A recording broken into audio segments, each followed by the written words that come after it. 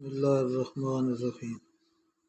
اسلام کی تکمیل کا زکوٰۃ پر موقوف ہونا ظاہر ہے کہ جب کہ زکوٰۃ اسلام کے 5 مشہور ارکان کلمہ طیبہ کا اقرار، نماز، روزہ، حج، زکوٰۃ کا ایک رکن ہے، تو جب تک ایک رکن بھی باقی رہے گا اسلام کی تکمیل نہیں ہو سکتی۔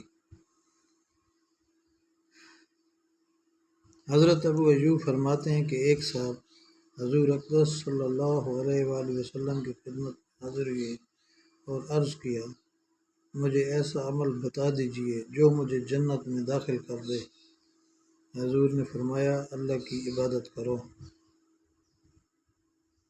کسی کو اس کا شریک نہ کرو، نماز کو قائم کرو، زکوٰۃ ادا کرتے رہو اور صلہ رحمی کرتے رہو۔ ایک اور حدیث میں ہے، ایک اعرابی نے سوال کیا کہ مجھے ایسا عمل بتا دیں جس پر عمل کر کے جنت میں داخل ہو جاؤں۔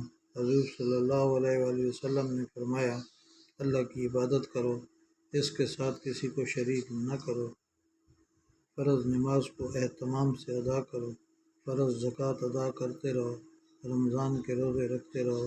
ان صاحب نے عرض کیا، اس ذات کی قسم جس کے قبضہ میں میری جان ہے، اس میں ذرا بھی کمی زیادتی نہ ہوگی۔